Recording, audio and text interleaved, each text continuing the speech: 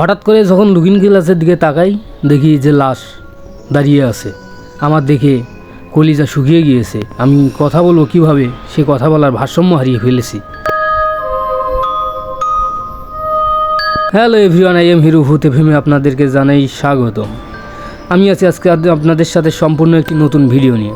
আর ভিডিওটা পাঠিয়েছে গাজীপুর থেকে নাহিদ। সে পেশায় একজন অ্যাম্বুলেন্স চালক। তো নাহিদ ঘটনাটা যেভাবে পাঠিয়েছে আমি সেভাবেই আপনাদেরকে পড়ে শোনাচ্ছি। আসসালামু আলাইকুম প্রিয় অডিয়েন্স, আশা করি সবাই ভালো আছেন, আমিও ভালো আছি। আমি পেশায় একজন অ্যাম্বুলেন্স চালক। আমি সাধারণত লাশবাহী অ্যাম্বুলেন্স চালাই। আমাদের কাজটাই মূলত লাশ নিয়ে যাওয়া। তো আমরা একদিন আমাদের হেল্পার সহ বসে আছি, সারাদিন যায় কোনো ভাড়া নেই। তো আমরা চিন্তা করি আজকে হয়তো ভাড়া হবেই না, কেননা পুরো দিনটা কেটে গিয়েছে। তখন আমি আমার হেল্পারকে বলি যে তুমি আজকে বাসায় চলে যাও, রাত তো 8টা হয়ে গেছে, আর ভাড়া হবে না, চলে যাও। তো আমার হেল্পার চলে যায় বাসায়, আমিও চলে যাই। তো রাত তখন 10টা বাজে। তখন আমার ফোনে একটা কল আসে যে একটা টিপ নিয়ে যেতে হবে রংপুরের উদ্দেশ্যে। আর টিপটাও ছিল লাশের, সে গাড়ি অ্যাক্সিডেন্ট করে মারা যায়। তো আমি আমার হেল্পারকে ফোন দিয়ে বলি যে তুই তাড়াতাড়ি হসপিটালে চলে আয়। আমি হসপিটালে আসি। তারপরে আমরা ভাড়া ঠিক করি। ভাড়া ঠিক করে আমার হেল্পারকে বলি যে লাশটা দেখে নাও, কেননা আমরা যারা লাশ উবাই তারা আগে লাশ দেখে নিই যে লাশ ঠিকঠাক আছে কি না। তো আমার হেল্পার লাশ দেখে যে সব ঠিকঠাক আছে। তো আমরা লাশ নিয়ে রওনা দেই রংপুরের উদ্দেশ্যে। তো ঘটনা ঘটে লাশ নিয়ে যেতেই যমুনা সেতুর আগ মুহূর্তেই আমাদের গাড়িটা একবারেই ভারী মনে হয়। তো আমার হেল্পার বলে গাড়িটা ভারী মনে হচ্ছে, কেন জানি গাড়িটা স্লো হয়ে যাচ্ছে। আমি কিছু মনে করি না, যে হয়তো কোনো সমস্যা গাড়ির, সে কারণে হয়তো গাড়িটা ভারী মনে হচ্ছে। হুট করেই দেখি যে না, গাড়ির ভিতরে অনেক শব্দ হচ্ছে। তো আমি গাড়িটা থামিয়ে বলি হেল্পারকে যে তুমি পিছনে গিয়ে দেখো যে পিছনে কোনো শব্দ হচ্ছে কি না। তো গাড়ি চেক করলো যে গাড়ি কোনো সমস্যা নেই।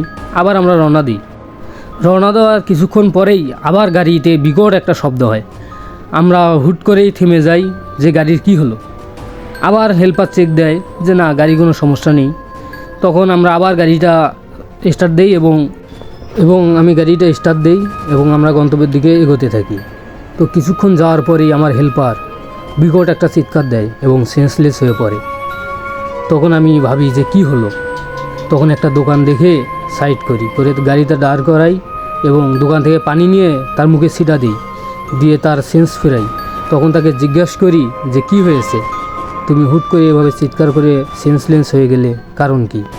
তখন আমার হেল্পার যা বলে তা শোনার জন্য আমি মোটেও প্রস্তুত ছিলাম না। তার মুখ থেকে ঘটনাটা শুনে আমি হতবাক।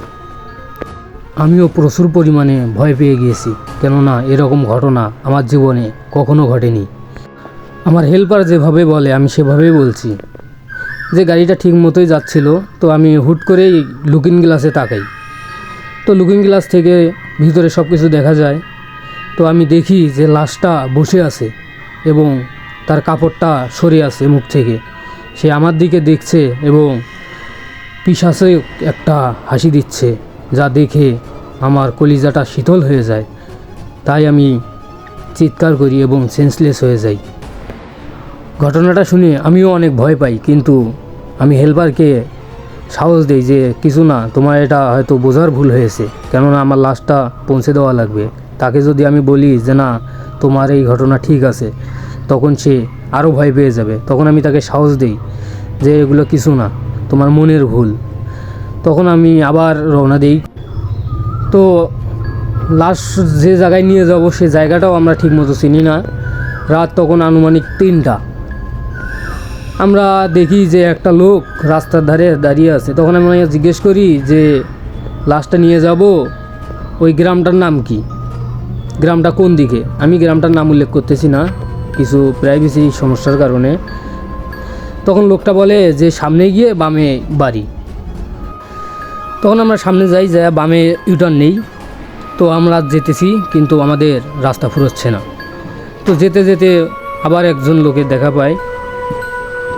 তো ওই লোকটাকে ডাক দেয়, দিয়ে আবার রাস্তা দেখিয়ে চায়। কিন্তু ঘটনা হচ্ছে প্রথমে যে লোকটা আমাদেরকে রাস্তা দেখিয়ে দিল সেই লোকটাই আবার সামনে।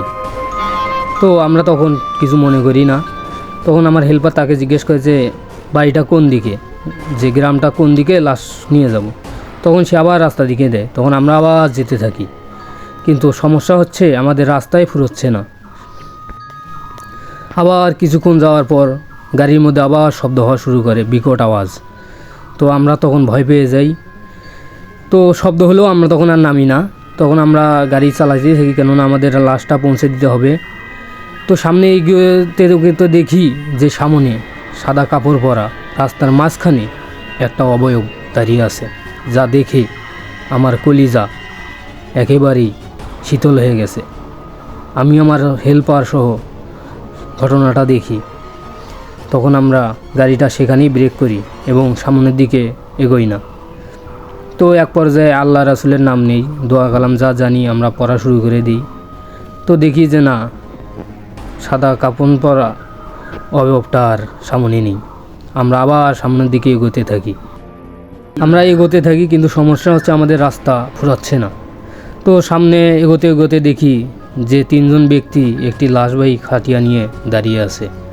তারা আমাদের কাছে সাহায্য চাচ্ছে, কিন্তু আমরা জানি যে রাত্রে এরকম ঘটনা ঘটে, এগুলো জিনজাতীয় ঘটনা। তো আমরা থামি না, তাদেরকে এড়িয়ে চলার পর কিছুক্ষণ পরেই দেখি যে একটি ব্যক্তি সামনে। তো তাকে আমি ডাকি এবং বলি যে লাশওয়ালা বাড়িটা কোন দিকে। তখন সেই ব্যক্তিটা আমাদের কাছে আসে এবং আমরা দেখে হতভাগ যে গত 2বার যে ব্যক্তির কাছে আমরা ঠিকানা জানতে চেয়েছি সেই ব্যক্তি আবারও। তখন আমরা ওই ব্যক্তিকে জিজ্ঞাসা করি যে আমরা আপনাকে আরও তো 2বার দেখেছিলাম, আপনি কিভাবে এত তাড়াতাড়ি আমাদের সামনে আসছেন? তখন সেই ব্যক্তি ভয়ঙ্কর একটা হাসি দেয় এবং তার রূপটা চেঞ্জ করে ফেলে। তার চেহারা দেখে আমরা দুজনেই অনেক ভয় পেয়ে যাই এবং দুইজনেই জ্ঞান হারিয়ে ফেলি। যখন আমাদের জ্ঞান ফিরে তখন আমরা দেখি আমরা যে লাশটা নিয়ে এসেছি আমরা তাদের বাড়িতেই। তখন লাশওয়ালা বাড়ির ব্যক্তিরা আমাদের কাছে জানতে চায় যে আমাদের সাথে কি হয়েছে, আমরা সেন্সলেস হয়ে পড়েছিলাম কেন। তখন আমরা তাদেরকে পুরো ঘটনাটা খুলে বলি। তখন তারা জানায় যে আমরা খারাপ জিনে খপ্পরে পড়েছিলাম, আল্লাহ সহায় ছিল জন্য আমরা বেঁচে ফিরেছি। তারপর আমরা ভাড়া নিয়ে চলে আসি এবং আমার যে হেল্পার আছে সে এখনও হসপিটালে অসুস্থ আছে। প্রায় আজকে ঘটনার 10 দিন হয়ে গেল, তার জ্বর এখনও ঠিক হচ্ছে না। তো আপনারা তার জন্য দোয়া করবেন। তো ঘটনাটা কেমন লাগলো অবশ্যই কমেন্টে জানাবেন। তো আজকের মতো এই পর্যন্তই। ভালো থাকবেন, সুস্থ থাকবেন, আল্লাহ হাফেজ। প্রিয় রেঞ্জ, গাজীপুর থেকে নাইট ঘটনাটা যেভাবে পাঠিয়েছে আমি আপনাকে সেভাবেই পড়ে শোনালাম। তো ঘটনাটা কেমন লেগেছে অবশ্যই আমাকে কমেন্ট করে জানাবেন এবং নিত্য নতুন ভিডিও পেতে আমাদের চ্যানেলটা সাবস্ক্রাইব করে আমাদের পাশেই থাকবেন। তো ভালো থাকবেন, সুস্থ থাকবেন। আজকের মতো এই পর্যন্তই। আমি আপনাদের কাছ থেকে বিদায় নিচ্ছি। আল্লাহ হাফেজ।